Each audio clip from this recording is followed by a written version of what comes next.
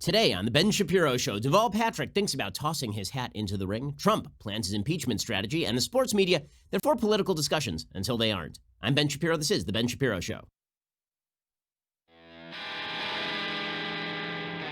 Ben Shapiro Show is sponsored by ExpressVPN. Protect your online privacy today, like right now, at expressvpn.com/Ben. Okay, we got a ton to get to today. There's a piece in The Atlantic that I really want to analyze about the possibility of the country coming apart. It's by Yoni Applebaum. It's a really interesting piece. It's got some points to make, but I think it misses the core point, and we'll get to that in a little bit. We'll also get to Rudy Giuliani's new strategy, which involves apparently doing a podcast. I think Rudy would do an interesting podcast, but not on impeachment, and not while his client is under investigation, and not while he's under investigation. We'll get to all of that. We begin today, however, with some new polling data in the Democratic presidential race. So according to the Real Clear Politics polling average, Joe Biden continues to lead in the Democratic presidential primary race by about 7 points. He's about 6-7 points on Elizabeth Warren, followed by Bernie Sanders. In the national numbers, in the Iowa numbers, Warren is up about 4 points on Buttigieg, followed by Sanders, followed by Biden. So in the Real Clear Politics polling average, Biden has fallen to fourth in Iowa, although his organization has really yet to make itself felt. In New Hampshire, however, there's a poll in New Hampshire that is a little bit more telling. You would expect that in New Hampshire, you would have a runaway for Warren and Sanders, right? I mean, they are from neighboring states. Sanders is from Vermont. Elizabeth Warren is from Massachusetts. And yet the latest poll from New Hampshire has Joe Biden in the lead in New Hampshire. If Joe Biden wins New Hampshire, he wins the nomination. Because the fact is, at that point, the Democrats have failed to blunt his momentum, and he will move forward into states that he's actually leading in the polls. He's leading in Nevada. He's leading in South Carolina. He's leading across the South. So if Joe Biden were to win one of the first two contests, he's pretty much guaranteed the nomination. And this shows that Elizabeth Warren is not quite as durable as people are making her out to be this early on in the race. And remember, we still are really early on in the race, guys. I mean, not a single primary has been held. We are months away from the first primary being held. And Elizabeth Warren is only starting to feel now the sort of blowback on her bad policy positions and what is, in fact, a very rigid and weak candidacy when exposed to the light. Well, according to Quinnipiac, the latest Quinnipiac survey of New Hampshire finds Biden at 20%, followed by Warren at 16%, Buttigieg at 15%, and Sanders at 14%. Buttigieg's big hope here is that he somehow pulls out Iowa, and this spurs him to victory in New Hampshire, and then he's off to the races. Still unlikely that he wins the nomination at that point. If Buttigieg were to take the first two states, there is a very solid shot that Biden ends up winning the nomination simply because Buttigieg has no black support whatsoever. He has not consolidated any. Warren seems to be eating a little bit into those numbers from Biden, but not enough for her to actually provide the overall consistent threat that would oust him from the race. The Quinnipiac survey of Iowa released last week similarly found a four-candidate crunch at the top about 3 months out from the first ballots being cast. Quinnipiac pollster Tim Malloy said, New Hampshire has mountains, Iowa has plains. They couldn't be more different except for the results of the last two Quinnipiac University polls, which both show four candidates in the top tier. Although Biden has a slight lead in the Granite State, it's far from rock solid, and both states are clearly up for grabs. Well, this is kind of reminiscent of the polling data leading up to the 2016 nomination for the Republicans, in which Donald Trump was right near the top in Iowa, but he wasn't at the top in Iowa. And then he was at the top in New Hampshire, but not by some huge amount. He ends up coming in second in Iowa, and then he ends up blowing out the field in New Hampshire after Marco Rubio's collapse. Because the person who actually won Iowa, Ted Cruz, had no shot in New Hampshire. You could see something similar happen here with somebody, say, like Pete Buttigieg. A strong majority of voters, 61%, said they could still change their minds before Election Day. 14% said they are completely undecided at the moment. Among independent or undeclared voters in New Hampshire who say they're likely to vote in the Democratic primary, Biden leads at 16%, followed by Sanders and Buttigieg at 14%, Warren and Gabbard at 10%. Biden also leads among registered Democrats who expect to vote on primary day with 25%, followed by Warren very close at 24%, Buttigieg at 16%, Sanders at 14%. Sanders has the firmest, most enthusiastic base of support in New Hampshire. 57% of Sanders backers say their mind is made up and they will definitely vote for him. The next closest is Biden at 43%, followed by Warren at 29% and Buttigieg at 24%. So this thing is a highly contested race. I mean, this thing is really up for grabs. Right now, Joe Biden continues to lead in the black vote, and this is a problem for his competitors. I mean, the fact is that when you get to the southern states, a majority of the electorate in states like South Carolina in the Democratic primaries is black. So it's going to be very difficult for Elizabeth Warren or Pete Buttigieg to win that state if Biden continues to retain these sorts of numbers. The Washington Post has a piece about this today. So State Representative Crystal Simmons, one of two black women elected to the South Carolina legislature last year and a supporter of Senator Bernie Sanders, has been perfecting her pitch to the droves of African Americans who tell her they love former Vice President Joe Biden. Tell me what you like about Joe Biden. The only rule you can't say is Obama, Simmons tells them. They get mad when I do that. But of course, that is exactly why Joe Biden is popular, right? He was Obama's VP for 2 terms. You would assume that would have some hangover impact with regard to the electorate. In fact, that's his entire pitch. If you were still senator from Delaware, nobody would care. You'd just be running another quixotic campaign for the presidency. The fact that he was Obama's VP is effectively his entire pitch. We'll get to more of this in just 1 second. First, let's talk about how easy it is to rack up that credit card debt. You take out that credit card and you figure, okay, I'll be able to pay this thing off. And then you fall just a little bit behind. And suddenly you're getting charged at 20% per month because the credit card rates, once you actually don't pay them off, pretty exorbitant. Well, it's easy to fall into debt. It is harder to get out of that debt. And this is why you may need Lending Club. With Lending Club, you can consolidate your debt or pay off credit cards with one fixed monthly payment. Lending Club has helped millions of people regain control of their finances with affordable fixed-rate personal loans. No trips to a bank, no high-interest credit cards. Just head over to lendingclub.com, tell them about yourself and how much you want to borrow. Pick the terms that are right for you. If you're approved, your loan is automatically deposited into your bank account in as little as a few days. Lending Club is the #1 peer-to-peer lending platform with over $35 billion in loans issued. Again, very easy to get into debt, a lot harder to get out of it, which is why you should consolidate that debt and do the responsible thing. Check out my friends over at lendingclub.com/Ben. You can check your rate in minutes, borrow up to 40 grand. That is lendingclub.com/Ben, lendingclub.com/Ben. All loans made by WebBank, member FDIC, equal housing lender. Go check them out, lendingclub.com/Ben. Okay, so as the Washington Post points out, the Sanders is working frantically to narrow Biden's commanding lead among South Carolina's African Americans, who make up just under 2/3 of the state's Democratic voters, which is a huge number. Rather than attack Biden directly, his rivals are mostly deploying tactics that include church visits and tailgate parties, holding private conversations, teaming up with young influencers who can spread the word. Warren, Sanders, and Buttigieg have each faced obstacles attracting support from black voters, a challenge that has been apparent as each has drawn increasingly large and excited, albeit mostly white crowds, to campaign events. Biden has held a wide lead in South Carolina since he entered the race, the beneficiary of wide name recognition, decades of trips to South Carolina, and a stamp of approval earned serving in the White House under Barack Obama. Warren is trying to appeal to black women. It's not really succeeding. Buttigieg and Sanders are aiming at younger activists.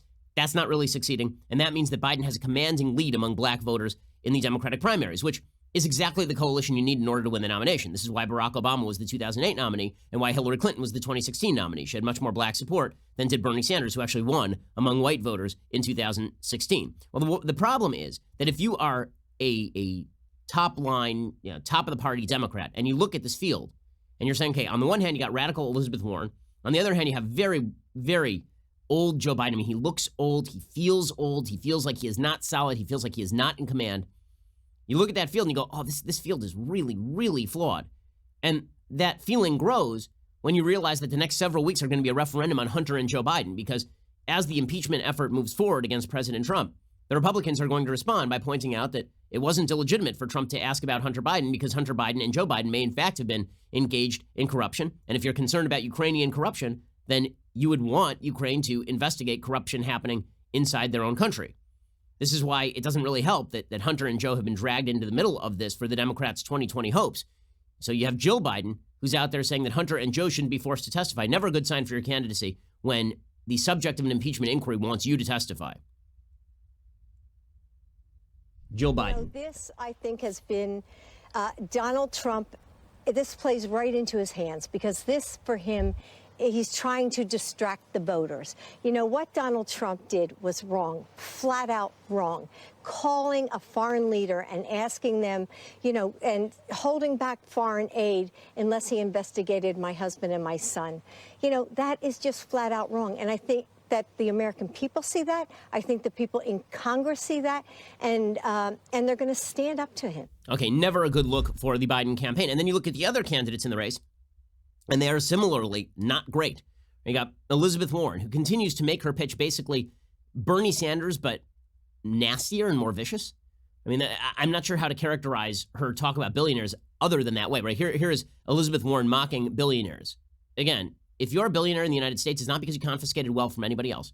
It's because you involved yourself in an enormous number of consensual transactions that bettered both parties. And the fact that Elizabeth Warren has basically made her platform ripping on rich people when she's worth $12 million says a lot. Here's Elizabeth Warren being a radical. Maybe you've heard there are some billionaires who don't like this. Yes, they've been interviewed on TV, I've noticed lately. So sad. so sad that they might have to pay 2 cents out of their bazillion dollars. So here's the thing. And they say, I worked hard. Yeah, unlike anyone else.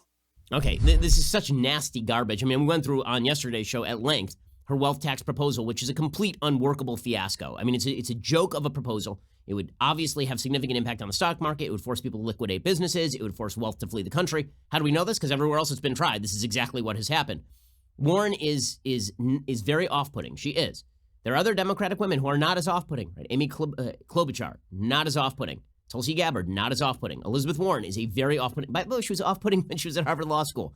This idea that it is sexist to point out that she is personally sort of off-putting. Sorry, that's the way it is. And that ain't sexist. There are plenty of males who are off-putting as well. We can name them. Okay, there were many in the 2016 Republican primaries who are very off-putting.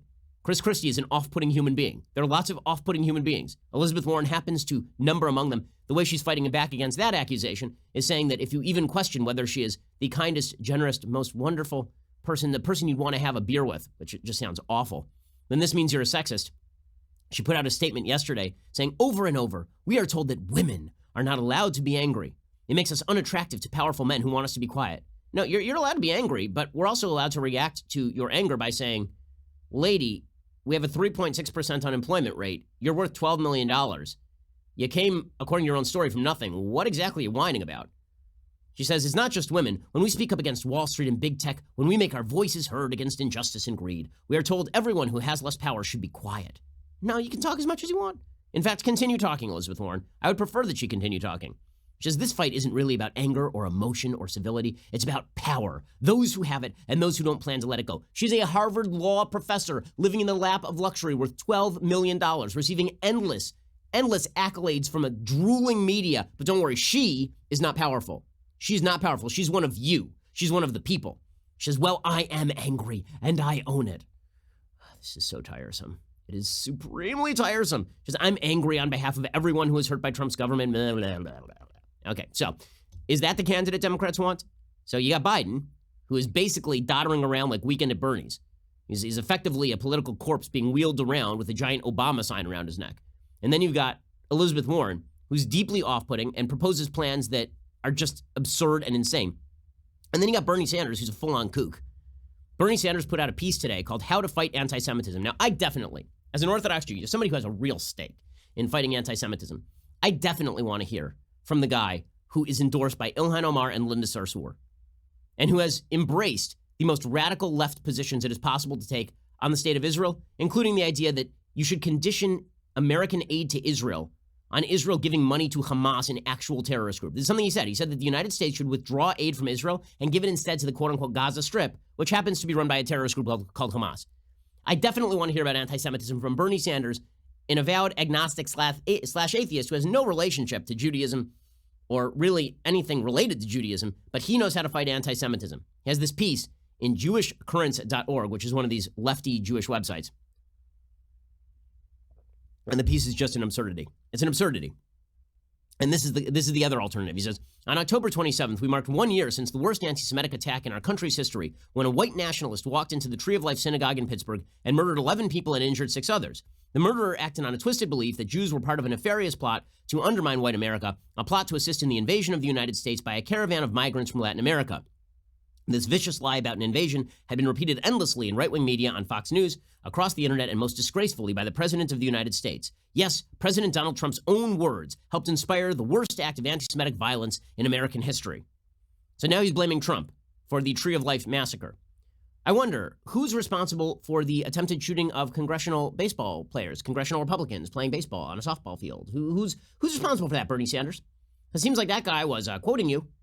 So if we're going to play this game, then you got some blood to answer for yourself. I mean, if this is the new standard. But don't worry, the piece gets worse. He says, the threat of anti-Semitism is not some abstract idea to me. It is very personal. It destroyed a large part of my family. Right, like every other Jew. He has family members who were killed in the Holocaust. This is true of every Jew.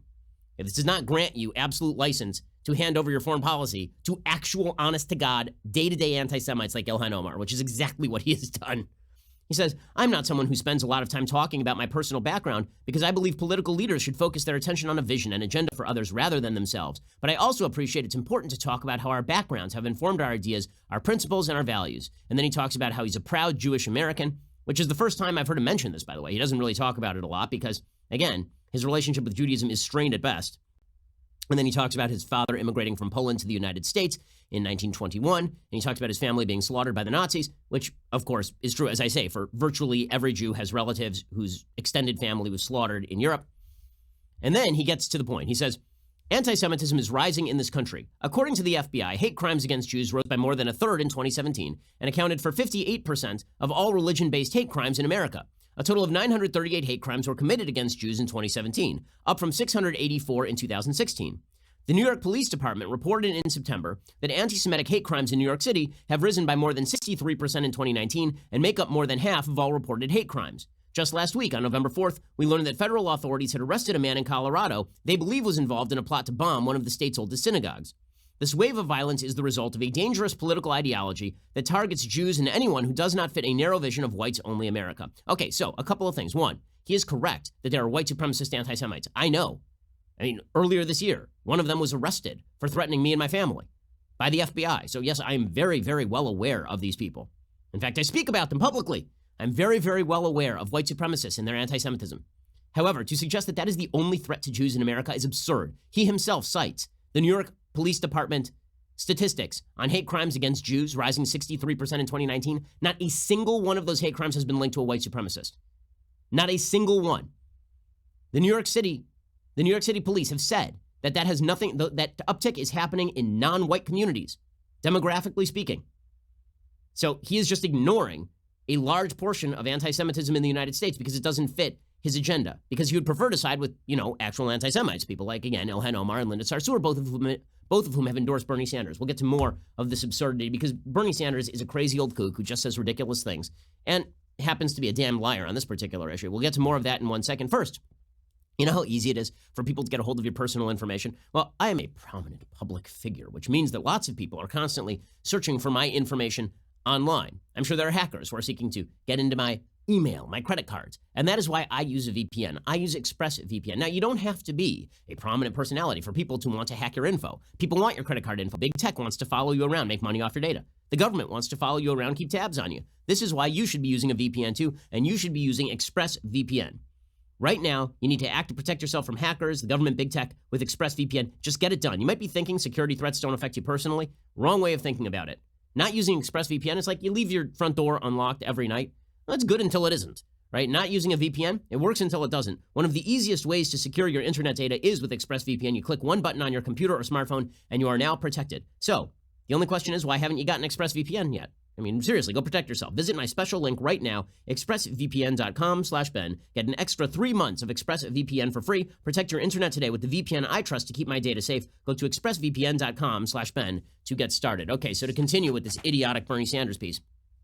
He says, the wave of violence is the result of a dangerous political ideology that targets Jews and anyone who does not fit a narrow vision of a whites-only America. We have to be clear that while anti-Semitism is a threat to Jews everywhere, it is also a threat to democratic governance itself. The anti-Semites who marched in Charlottesville don't just hate Jews. They hate the idea of multiracial democracy. They hate the idea of political equality. They hate immigrants, people of color, LGBTQ people, women, and anyone else who stands in the way of a whites-only America. So watch what the trick that Sanders is playing here is he says anti-Semitism is not unique. It is not a unique type of hatred that spans the political horizon. Instead, it is just a subset of white supremacist racism. So that's the only type of anti-Semitism they should focus on. That way he can still ally with people of color who happen to be vicious anti-Semites, like Rashida Tlaib and Ilhan Omar, both of whom have endorsed Sanders. He says, this is the conspiracy theory that drove the Pittsburgh murderer, that Jews are conspiring to bring immigrants into the country to replace Americans, and it is important to understand that this is what anti-Semitism is, a conspiracy theory that a secretly powerful minority exercises control over society. That's true, what he is saying. I mean, like, if somebody were to say, it's all about the Benjamins, if somebody were to say that Congress is basically a Zionist-controlled entity, if somebody were to say that Israeli lobbyists control Congress, or that Israel hypnotizes the world, right? It might fall in that category. And then they might endorse Bernie Sanders, because those are all basically paraphrases of Ilhan Omar. He says, like other forms of bigotry, anti-Semitism is used by the right to divide people from one another and prevent us from fighting together for a shared future of equality, peace, prosperity, and environmental justice. Again, playing that trick of subsuming anti-Semitism under the rhetoric of broader anti-discrimination, which of course is a lie. Tolstoy famously suggested at the beginning of Anna Karenina that happy families are all happy in the same way, unhappy families are all unhappy in different ways. Okay, well, the fact is that not all racisms are the same, meaning they're all evil, they're all wrong, but they have different components to them. And treating anti-Semitism the same way you would treat anti-black racism is a category error. They're not the same. They have different people who promote them, not exactly the same thing. He says, opposing anti-Semitism is a core value of progressivism, which is, of course, why he's hanging out with Linda Sarsour. He says, it's very troubling to me that we are also seeing accusations of anti-Semitism used as a cynical political weapon against progressives. So if you mention Ilhan Omar, now you're misusing anti-Semitism, says Bernie Sanders. One of the most dangerous things Trump has done is to divide Americans by using false allegations of anti-Semitism, mostly regarding the U.S.-Israel relationship. We should be very clear, it is not anti-Semitic to criticize the policies of the Israeli government. Okay, that's true. But it is anti-Semitic to suggest that Israel hypnotizes the world, or to suggest that boycott, divestment, and sanctions from Israel is justified while maintaining that, for example, there should not be sanctions on Iran, or Egypt, or Jordan, or Venezuela, or Turkey, which is exactly what Ilhan Omar has done. And then he suggests that truly fighting anti-Semitism means standing up for a Palestinian state, which is a very weird move. So the idea, I guess, here is what? That unless you kowtow to actual Palestinian terrorists who are in charge of the Gaza Strip, and by the way, the Palestinian Authority, literally just like the PA head, Mahmoud Abbas, just paid tribute to a family that had 6 members of the family who were terrorists like 2 days ago. Unless you kowtow to them, you're an anti-Semite, according to Bernie Sanders, which is a weird take. So basically, the way to fight anti-Semitism is to side with Ilhan Omar, Linda Sarsour, and to rip into Israel on a dedicated, consistent basis. He says, my pride and admiration for Israel lives alongside my support for Palestinian freedom and independence. I reject the notion there's any contradiction there. I mean, there isn't, so long as the Palestinians were to be led by, people who actually care about freedom and independence as opposed to murdering Jews wholesale. He has yet to find that leadership. He says the forces fomenting anti-Semitism are the forces arrayed against oppressed people around the world, including Palestinians. The struggle against anti-Semitism is also the struggle for Palestinian freedom. Okay, that one you're gonna have to show your work there. My goodness, the struggle against anti-Semitism is also the struggle for Palestinian freedom. Literally, if you go to Israel and you drive on the road to Hebron, hey, there are signs on the road, and the signs will show you a black arrow if you stay on the road, like keep driving straight, and then there's a red arrow if you go off the side of the road. There's a big red sign that says this area is governed by the Palestinian Authority. It is dangerous and we cannot guarantee your safety, because if you drive in there with an Israeli license plate, they will pull you out of your car and there's a good shot you get killed. So let me get this straight. Fighting anti-Semitism requires what? Giving authority to Hamas and the Palestinian Authority? That's exactly what Sanders said. So this is the other Democratic candidate? So you got Bernie Sanders, who's a full-on nut job, who is supported by Ilhan Omar and Linda Sarsour, but says he's fighting anti-Semitism. And then you've got Joe Biden, old slow Joe. And then you've got Pete Buttigieg, who is hyper-articulate. I mean, he's good at what he does. The problem is that when Matt slips, he's just as radical as any of these other cats. I mean, he will spend his time ripping on anybody who believes traditionally in the Bible and suggest that Pastor Pete is going to teach all of us about how to get to heaven by ignoring large swaths of the Old and New Testaments, which is exciting stuff. So that's your field, and this is how you get to Deval Patrick saying he's going to throw his hat in the ring. We'll get to that in just 1 second. First, here's the fact. If you run a business, we run a business over here. That means that we have to be on top of every dime we spend. We have to be on top of every receipt that we have not yet received. And this means that if you run a business, you need to be on top of every single aspect of your business. If you don't know your numbers, you don't know your business. But there's a problem that growing businesses routinely have, and that is the hodgepodge of business systems that you have to navigate. And this is why you need NetSuite by Oracle. It's the business management software that handles every aspect of your business in an easy-to-use cloud platform, giving you the visibility and control you need to grow. With NetSuite, you save time, money, and unneeded headaches by managing sales, finance, and accounting, orders, and HR instantly. And you can do it all in one place, right from your desktop or phone, which is the reason that NetSuite is the world's #1 cloud business system. Again, you need to know everything about your business if you want to be profitable in a competitive business environment. And this is why you should be using NetSuite. Right now, NetSuite is offering you valuable insights with a free guide, 7 key strategies to grow your profits at netsuite.com/Shapiro. That's netsuite.com/Shapiro. To download your free guide, 7 key strategies to grow your profits, netsuite.com/Shapiro. Go check them out right now. Okay, so in the midst of all this, Democrats increasingly are going, okay, this field stinks. And this is why Michael Bloomberg said that maybe he's going to jump in. And now you've got former Massachusetts Governor Deval Patrick, who's apparently considering a presidential run.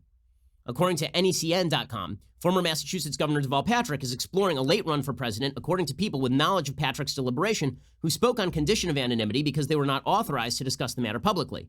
Patrick would need to decide soon because the deadline for candidates to get their names on the ballot is rapidly approaching in some states, including New Hampshire, the first in the nation. Patrick ruled out a run earlier this year. He has since been talking with Democratic operatives and donors about launching a campaign. Patrick served as governor of Massachusetts from 2007 to 2015. He has not yet made a final decision on whether to run. The New York Times first reported Patrick's deliberations. In December, he said he was not going to run because he said that it would create a negative process for his family. His wife, Diane, apparently struggled with her husband's transition into public life in 2006, though he said last year she had encouraged him to make the run. He would be competing against Elizabeth Warren. He's very, very closely allied with Barack Obama. In fact, a few years back, there were a lot of accusations that Barack Obama was cribbing off of Deval Patrick's homework because a lot of Deval Patrick's lines were hijacked by Obama and then used. Right? Very famously, Barack Obama quoted a speech by Deval Patrick. Patrick gave a speech in 2006 for governor in which he did this routine about words. He said, "Don't tell me words don't matter. I have a dream. Just words. We hold these truths to be self-evident, that all men are created equal. Just words." Right? That's what Obama said. And Patrick had said the exact same thing the same year, and Barack Obama just ripped him off. And that was in his in one of his speeches. I can't remember which one it was in 2008. So he just ripped off Deval Patrick wholesale. He'd done that a few times, and he suggested repeatedly that they had sort of traded rhetoric with one another. So Obama is very close to Patrick, which definitely cuts in Patrick's favor. The problem for Deval Patrick is that he is not popular on the left, and he is certainly not popular among moderates. So on the left, the Huffington Post has a hit piece on Patrick today by Zach Carter talking about how he was a foreclosure mogul. The subheadline is how the 2020 Democratic presidential contender helped a Republican billionaire rip off the middle class. It says, what makes Patrick a Democrat an extremely effective messenger for a fundamentally conservative idea, what I feel we often describe as income inequality is a shorthand for economic mobility, he once told a think tank crowd, which sounds fine to me, except that's not what he is saying now. Patrick has plenty of political assets, but the support from Barack Obama is the chief reason that Patrick is being mentioned as a top 2020 contender in the Democratic Party. Because as this columnist says, told from a different angle, Patrick's biography isn't an uplifting rags to riches story, but an ugly tale of corruption among the American power elite. Patrick didn't just make a lot of money. He made a lot of money helping a Republican billionaire rip off the black middle class. He talks about this story. In 2005, President George W. Bush nominated Republican Party megadonor Roland Arnold to serve as ambassador to the Netherlands. Arnold, his wife, and the companies they controlled were the biggest contributors to Bush over the previous 3 years, spending over $1 million on his second inauguration. Ambassadorships are frequently dispensed to big donors, but Arnold had no diplomatic experience. The appointment looked bad enough that a few senators, including Barack Obama, cried foul, but Arnold got help from an unlikely source. Patrick and Arnold got to know each other in 1996, when Patrick was helming the Civil Rights Division at the DOJ. Arnold was running Long Beach Mortgage Company, which the DOJ was investigating for racial discrimination in the subprime lending market. The DOJ and Long Beach eventually reached a $4 million settlement. When Arnold came up for ambassadorship, Patrick wrote to the Senate Foreign Relations Committee to heap praise on Arnold. The billionaire was a good man, Patrick wrote, and Arnold's AmeriQuest was a good company. He said that Arnold had stepped forward after the settlement. He said he used the experience to make a better company. According to Huffington Post, this was not true. Apparently, according to New York Times business columnist Joe Nocera, the AmeriQuest became the world's largest subprime lender, and it was notorious. And apparently, Deval Patrick was making about $360,000 a year working for AmeriQuest. He joined the company's board in 2004, lending his credibility as a former civil rights attorney to both the company's operation and the public image of its founder. So expect that to come up. Expect the fact that while Deval Patrick was governor, he was involved in a wide variety of bad activities. Howie Carr, the radio host in Boston, called Deval Patrick the worst governor in Massachusetts history. Why? Well, he called out the fact that the New England Compounding Center in Framingham, regulated by the Department of Public Health, had done such a terrible job that 64 people died. He talked about thousands of criminal drug cases compromised at the state crime lab. He promised to cut real estate property taxes, then didn't do it. He bungled the Obamacare website that cost the state $70 million. He increased the state sales tax by 25%. He instituted sales taxes on alcohol, which already had an excise tax, so he was taxing the tax. The unemployment rate was higher under Deval Patrick than it was above the national average. Described the 9/11 terror attacks as, quote, a failure of human beings to understand each other and to learn to love each other. Tried to push through a $2 billion tax increase the year before he left office. So there's some serious questions to be asked about Deval Patrick. How does that shake up the race, however? Well, I mean, the fact is if Deval Patrick seems to be chomping into Joe Biden's black support in states like South Carolina, Elizabeth Warren probably becomes the nominee, unless he were to gain so much momentum that he takes the nomination himself. So that's a serious issue for the Democrats as Deval Patrick possibly jumps into the race. Okay, in just a second, I want to discuss a fascinating piece in The Atlantic about the country coming apart, because we can all sense it, right? We can all sense this feeling that the country is starting to fracture in a serious and irreconcilable way. And there is an entire issue in The Atlantic about how America is coming apart. Can we hold together? Yoni Applebaum has a piece about it, and I think it misses a couple of key components. We'll get to that in just 1 second. First, let's talk about the fact that if you own a gun, that is a major responsibility. It's a major responsibility to own a weapon. You should know how to use it. You should be safe in how you store it, obviously. And gun owners know this, by and large, in the United States. This is why law-abiding citizens should own a gun, to protect themselves, to protect their rights. The right to self-defense pre-exists government. This is why you should own a gun. Well, the USCCA believes the same thing. If you want to defend like the best, then listen up, because right now my friends at the USCCA are giving away 19 free chances to win $1,000 toward the military service gun of your choice. Which gun could you get? Well, here are some hints. Each one is used by the brave men and women of America's fighting forces like the U.S. Marine Corps, Special Forces, U.S. Army, and more. All of them are known for accuracy, reliability, and for being the guns that America's defenders can depend on. You want to know what they are? Well, simply text WIN to 87222 right now to reveal these guns and lock in 19 free chances to win one. That's WIN to 87222. It is simple, quick, 100% free. It is honorable, and frankly, I think a sort of ticket to good citizenship to be a responsible gun owner. Make it happen for yourself right now. Text WIN to 87222. You'll want to hurry. The giveaway ends Friday, November 29th. Text WIN to 87222, WIN to 87222. Plus, when you work with the USCCA, you get all sorts of other benefits. They've got all sorts of resources, educational resources and legal defense resources, all sorts of good stuff over at the USCCA. Go check them out right now. Text WIN to 87222. Okay, well, we're going to get to this piece in The Atlantic in just 1 second, because I think it is an important piece and has some interesting points to make, but misses the key point as to why the country is dividing. We'll get to that in just 1 second, but first you have to subscribe. If you're not already a subscriber, you're really missing out. Head on over to dailywire.com/subscribe. For as little as $10 a month, you get our articles ad-free, access to all of our live broadcasts, our full show library, select bonus content, and our exclusive Daily Wire app, which is a pretty great feature if you haven't checked it out yet. If you choose that new all-access plan, you'll get that, plus the legendary Leftist Tears Tumblr and our brand new Ask Me Anything style discussion feature that allows you to engage our hosts, writers, and special guests on a weekly basis. So stop depriving yourself. This is America. Come join the fun over at dailywire.com. We are the largest, fastest growing conservative podcast and radio show in the nation.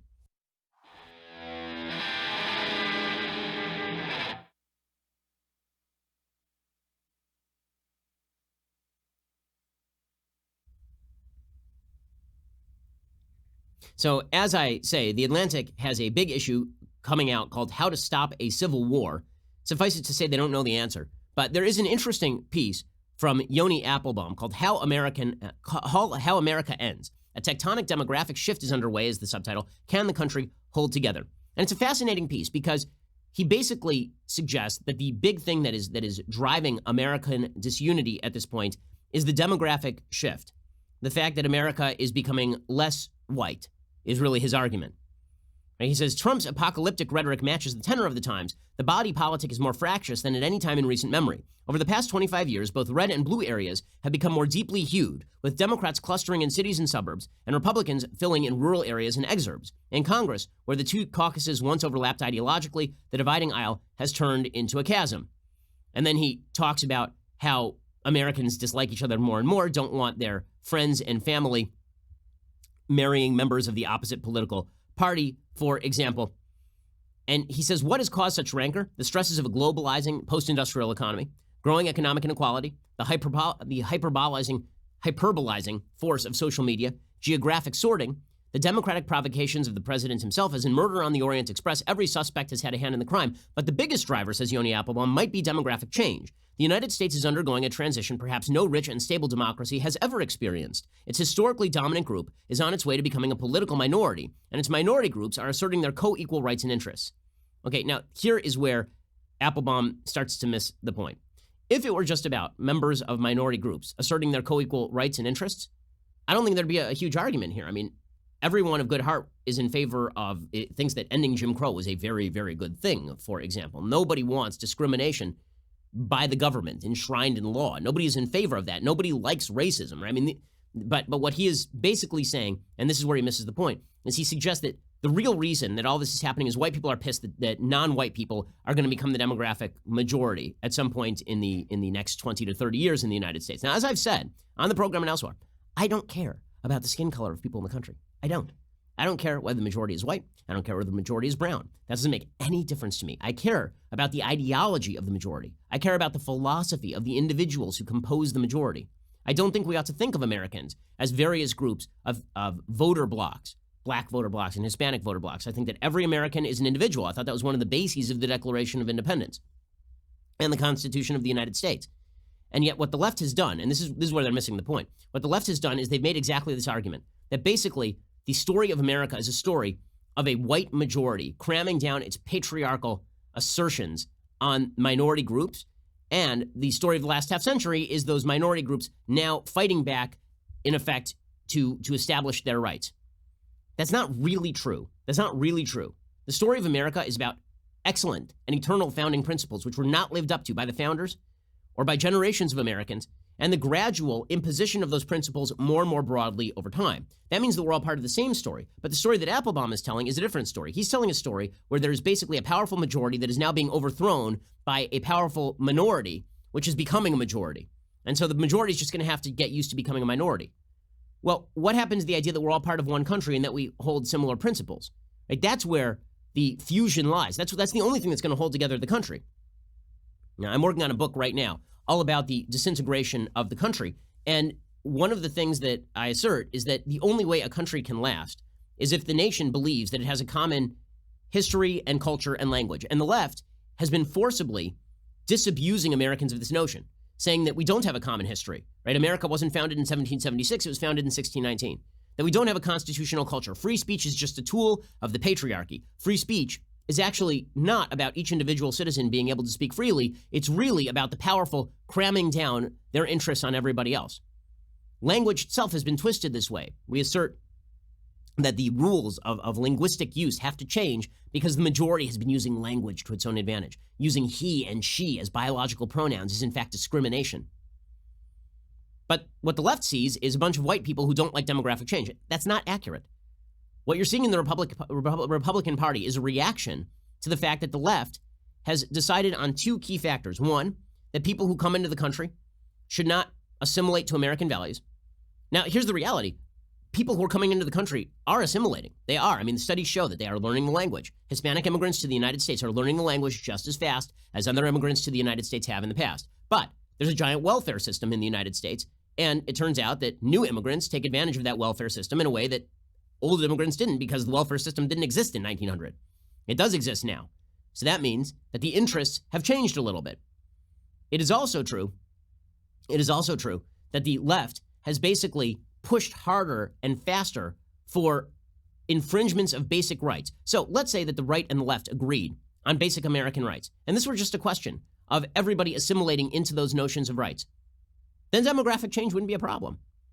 The demographic change that a lot of people on the right seem to be worried about is really not a demographic change. It's an ideological change. There's a suspicion on the right that people on the left are specifically looking to bring people into the country who actually agree with the left and not with the right about fundamental American values, and then reshift the political landscape along those lines. And that's what the right fears. And not without reason, because this seems to be what the left is doing. Right? The left has not stopped pushing against fundamental American rights. There is a basic disagreement on the nature of what America should be and what our founding values are, and whether those founding values should be overthrown. And the demographic change just plays into that. It just plays into that basic division. If that division didn't exist, no one would care about the demographic change. What the left is suggesting, though, is if we change the values of the country, if we try to overthrow the First Amendment and the Second Amendment and the Fourth Amendment and the Fifth Amendment, if we try to overthrow all of those amendments, and if we bring in immigrants who are more likely to vote with us on all of those specific issues, that the reason that the right objects to that is because of the color of those immigrants' skin. That's not true. The reason that many on the right are objecting to that is because the left is seeking to infringe upon rights that we hold dear, and then they're expanding the immigration pool in order to make that happen. Right? That's a question of ideology. That's not a question of race. That's a question of ideology, not a question of race. But according to Yoni Applebaum, it's a question of race. This is why I say that the piece misses the point. He says the biggest driver of this division might be demographic change. The United States is undergoing a transition perhaps no rich and stable democracy has ever experienced. Its historically dominant group is on its way to becoming a political minority. Yet these presidents, if there are precedents for such transition, they lie here in the U.S., where white Englishmen initially predominated, and the boundaries of the dominant group have been under negotiation ever since. Yet these precedents are hardly comforting. Many of these renegotiations sparked political conflict or open violence, and few are as profound as the one now underway. Okay, but the fact is that those definitions were expanded. The definitions were expanded. Why? Because the definition itself was not supposed to change. The application of the definition changed. Right? The rights of Englishmen, right? Those were expanded to include people who are not Englishmen, people who are not white, people who are not male, people who are not property owners, right? They were expanded.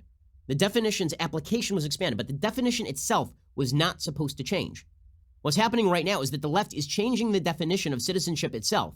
And then they're suggesting that what the right actually objects to is the expansion of the application of the definition. That's a completely different argument, and it happens not to be an honest argument. According to Yoni Applebaum, he says within the living memory of most Americans, a majority of the country's residents were white Christians. That is no longer the case, and voters are not insensate to the change. Nearly a third of conservatives say they face a lot of discrimination for their beliefs, as do more than half of white evangelicals. Well, by the way, you can see that happening he seems to be suggesting that is chimerical. That is obviously not true. I mean, the fact is that the people who are leading the institutions of our culture are people who actively do attempt to discriminate against Christians. There's a story today about some scientific group that has decided to oust BYU from the science group. Why? Because BYU still holds by traditional values on sexuality. But Yoni Applebaum says more epochal, like E-P-O-C-H-A-L, then the change that has already happened is the change yet to come. Sometime in the next quarter century or so, depending on immigration rates and the vagaries of ethnic and racial identification, non-whites will become a majority in the U.S. For some Americans, that change will be cause for celebration. For others, it may pass unnoticed, but the transition is already producing a sharp political backlash exploited and exacerbated by the president. In 2016, white working-class voters who said that discrimination against whites is a serious problem, or who said they felt like strangers in their own country, were almost twice as likely to vote for Trump as those who did not. Okay, that is not because of race. Okay, that is because of the left's attempts to rewrite what it means to be an American, and then suggest that if you object to that, you're a racist. Yoni Applebaum says in 2002, the political scientist Roy Teixeira and the journalist John Udis published a book, The Emerging Democratic Majority, which argued that demographic changes, the browning of America, along with the movement of more women, professionals, and young people into the Democratic fold, would soon usher in a new progressive era that would relegate Republicans to permanent minority political status. The book argued, somewhat triumphantly, that the new emerging majority was inexorable and inevitable. But many conservatives surveying demographic trends are concluding that Teixeira wasn't wrong. They can see the GOP's sinking fortunes among younger voters and feel the culture turning against them, condemning them today for views that were commonplace only yesterday. They are losing faith they can win elections in the future. With this comes dark possibilities. Okay, but that's not a racial point. The reason that Republicans are fearful of losing elections in the future, more so than maybe any time in recent history, is because the consequences of losing an election may mean losing your basic freedoms. You have Obama administration State Department officials writing that he wants to overthrow. Richard Stelter wrote this in the Washington Post, that he wants to, or Stengler, he wrote in the Washington Post that he wanted to see the First Amendment overthrown in favor of hate speech regulation in the United States. That makes me more fearful than any number of immigrants of any color.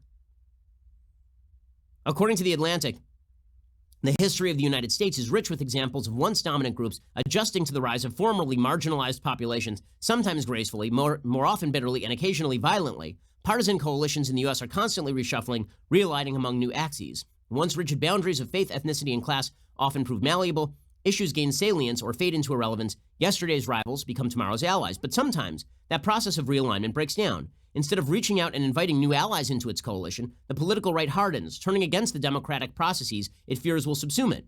A conservatism defined by ideas can hold its own against progressivism when in converts to its principles and evolving with each generation. A conservatism defined by identity politics reduces the complex calculus of politics to a simple arithmetic question, and at some point the numbers no longer add up. Now, if the argument here is that Republicans and conservatives should try appealing to every demographic group, I totally agree with that, obviously. Totally agree with that. And I think most Republicans agree with that. Most conservatives agree with this. Most conservatives are interested in pushing forward. Most conservatives are interested in pushing forward their case into minority community. Like, I spoke at the California Republican Party annual event, the convention, the CRP convention 2011 maybe, and I was encouraging people in the crowd to learn Spanish, not because I don't think that people should speak English, but I think that the language of conservatism is not relegated to English. So everybody should want to reach into new demographic communities. The problem is that what the left is playing a trick. And the trick is that if you object to the rise of the left ideologically, and if you object to the left's immigration policy on the basis that you believe that the left is attempting to import people who agree with them rather than people who are going to agree with basic constitutional principles, that's a racial thing. It's not a racial thing. It's not an ethnic thing. And making it into a racial and ethnic thing is actually a pretty strong Democrat pitch, right? They try to say that if you disagree with the Democrats, what you really disagree with is the racial movement of the country. The Atlantic says the collapse of the mainstream Republican Party in the face of Trumpism is at once a product of highly particular circumstances and a disturbing echo of other events. According to political scientist Daniel Ziblatt, he says the key variable distinguishing states that achieved democratic stability from those that fell prey to authoritarian impulses was not the strength or character of the political left or of the forces pushing for greater democratization so much as the viability of the center-right. A strong center-right party could wall off more extreme right-wing movements, shutting out the radicals who attack the political system itself. Okay, that's true. I do believe that I don't think it has to be center-right. I think that true people who are conservative should wall themselves off from people who want to wage ethnic war demographically. They should wall themselves off from the white supremacists and the white nationalists. And people believe that demographics is destiny. But in order to make that argument, the left is also going to really have to stop pushing for radical policies that overthrow rights and then suggesting that opposition to their agenda is racism, because that drives people right into the arms of the bad guys. So this is where I say that the Atlantic misses the point. If you actually want the country to come back together, then it's not just about the center-right standing up against racism. I do that every day here on the program. I make full speeches about it at Stanford University. It's something that is imperative. But it's not just about that. It's about the left stopping its full-scale quest to break down the Constitution. It's about the left recognizing that immigration policy should be to the benefit of all Americans, that people who enter the United States, it's not just about assimilation, that they should believe in the vision of American values. It's about the left stopping its full-scale attack on the Constitution of the United States and then using immigration as a weapon in that process. That's what is going on right here, and that's what's creating the kickback. That's what's creating the division. A feeling the very definition of Americanism is being changed under the noses of the American people by the left, and then you're accused of being anti-American if you oppose that change in definition, not the broader application of the definition, the change of the definition itself. Okay, time for a thing I like, and then we'll get to a thing that I hate. So, things that I like today. So I was doing some Jewish reading over the weekend. People frequently write in and ask me about good Jewish books to read, because I am obviously a proponent. There's a great book called Rabbi Akiva, Sage of the Talmud, by Barry Holtz. It's about probably the greatest sage cited in the Talmud, Rabbi Akiva, who was also a part of the Bar Kokhba revolt, lived through the destruction of the Second Temple, as well as the Bar Kokhba revolt, and then died horribly at the hands of the Romans. It's a really good exploration into not only Rabbi Akiva, but the Talmudic world and the Mishnaic world. So if you're interested in Judaism at all, you should go check it out. If you're interested in the ancient world at all, actually, you should go check it out. It's really fascinating. Rabbi Akiva, Sage of the Talmud, by Barry Holtz. Definitely worth the read. Very easy reading and pretty good stuff. Alrighty, time for a thing that I hate.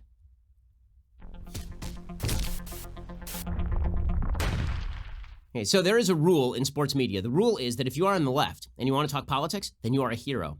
And if you're not on the left and you want to talk politics, you get fired. That is the rule in sports media. And we've talked about this with my friend Clay Travis, who is a lifelong registered Democrat, so far as I'm aware. And he fully agrees that the sports media are extraordinarily biased to the left. Like, more so, statistically speaking, than the news media, actually. And so this is how you end up with these two juxtaposed stories. In the New York Times, an editorial by a guy named Barry Pacheski, who's the former deputy editor of Deadspin. Deadspin had turned into this wild left outlet that had almost nothing to do with sports, right? They spent their days ripping on Ted Cruz until Ted Cruz owned them. He has a piece called "I Was Fired from Deadspin for Refusing to Stick to Sports." It says, 2 weeks ago, I was fired as acting editor-in-chief of Deadspin, where I'd worked since 2009. The entire staff resigned, following me out the door after we refused a new company mandate to stick to sports. Jim Spanfeller, installed as the chief executive of Geo Media by the private equity firm that bought the company 7 months ago, called me into his office, pointed to some offending stories on our homepage, and had me escorted from the building. This is the first time I'm speaking about my firing, and my stance remains the same as in the countless meetings with management where I explained and insisted that sports don't end when the players head back to the locker room. We refuse to stick to sports because we know that sports is everything, and everything is sports. It's the NBA kowtowing to its Chinese business interests. It's pro-sports leagues attempting to become shadow justice systems for publicity reasons. It's the opioid epidemic roiling NFL locker rooms, at least as hard as anywhere in Appalachia, even as the league refuses to relax its marijuana policies. It's racist fans chasing black players off the pitch in Italian soccer matches. It's Washington Nationals catcher Kurt Suzuki wearing a Make America Great Again cap at the White House. These last two stories occurred in the past week and so were not covered on Deadspin. The Stick to Sports diktat forced the outlet to ignore the biggest sports stories in the world. Reporting sports with integrity requires knowing that there's no way to wall off games from the world outside. And this guy's a hero. It doesn't matter that Deadspin was basically bankrupt, which is why a private equity firm had to buy them, and reinvigorate them and change everything out. But the idea here is that if you speak about politics from the left in the sports world, then you are a hero of the Republic. Said this guy Pachetsky, he said, Deadspin was the voice of the long-suffering fan, finding the humor and the heartbreak in everything in the world of sports. It was the fan wondering why he was paying $200 to go to a football game to watch a team whose owner would rather pocket profit than pay to improve the roster. It was also the fan troubled by the culture and politics of sports, the fan who couldn't help noticing the larger issues of the real world spilled onto the field. Okay, so the New York Times gives that guy an op-ed. Right, and we're all supposed to lament the return of Deadspin to pure sports. Then there's Don Cherry. So Don Cherry is a longtime hockey analyst for the NHL, and he was on Sportsnet, and he commented on Sportsnet on the fact that it was on the fact that it was Remembrance Day in Canada. Well, on Remembrance Day in Canada, I've been there. Everyone wears a red poppy in remembrance of the Canadian soldiers who fell during World War I. And he was upset because he said he was walking around the streets of Toronto and he saw people who he assumed were immigrants who were not wearing the red poppy. And here's what Don Cherry said. I live in Mississauga. Nobody wears, very few people wear a poppy. Downtown Toronto, forget it, downtown Toronto, nobody wears a poppy. And I'm not going to wait. He says, wait a minute. How about running it for the people that buy them? Now, you go to the small cities and, the rows on rows, you people love, they come here, whatever it is, you love our way of life, you love our milk and honey. At least you could pay a couple of bucks for poppies or something like that. These guys pay for your way of life that you enjoy in Canada. These guys paid the biggest price. Okay, so he said this, and, might not be well articulated, but he is entitled to his opinion unless he happens to be on the anti-immigration right, at which point he gets fired. And Don Cherry was indeed fired from Sportsnet. Sportsnet President Bart Yabsley said, quote, sports brings people together. It unites us, not divides us. Following further discussions with Don Cherry after Saturday night's broadcast, it has been decided it is the right time for him to immediately step down. During the broadcast, he made divisive remarks that do not represent our values or what we stand for. Okay, well, you could just say that, right? You could just have that debate, theoretically. Okay, but the point here is that the media will lament if Deadspin is told not to do politics, but if Don Cherry is told not to do politics, then that is Sportsnet acting as a wonderful, diverse company should. You've seen the same thing at ESPN. At ESPN, they will cover Colin Kaepernick kneeling for years on end, but if Mike Ditka says something they don't like because it happens to be conservative, he says something about how he doesn't like Barack Obama or something, they'll fire him. Or he's gone. End of Mike Ditka. You see that with Curt Schilling, too. Right? Curt Schilling can't appear on the network because Curt Schilling once tweeted that Al-Qaeda was bad and compared Al-Qaeda to the Nazis, which, of course, you're not allowed to do, even though Al-Qaeda is kind of like the Nazis. So just going to point out the double standard in sports media. One of the reasons why sports circulation is declining, the answer to this probably is to separate off politics from sports again. Or if you are going to not separate off politics from sports, then you should, in fact, allow the same sort of freedom of opinion to reign as you would in the political sphere. Don Cherry wouldn't have been fired for saying what he said on CNN. So if politics and sports are not separate, then let 1,000 voices be heard. And if politics and sports are separate, well, then stop lamenting it when left-wing political hacks start hijacking sports websites for their own political agenda. Alrighty, we'll be back here today with 2 additional hours of content. I'm Ben Shapiro. This is The Ben Shapiro Show.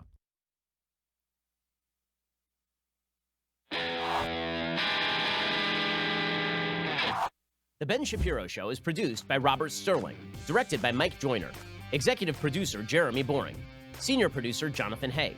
Our supervising producer is Mathis Glover, And our technical producer is Austin Stevens.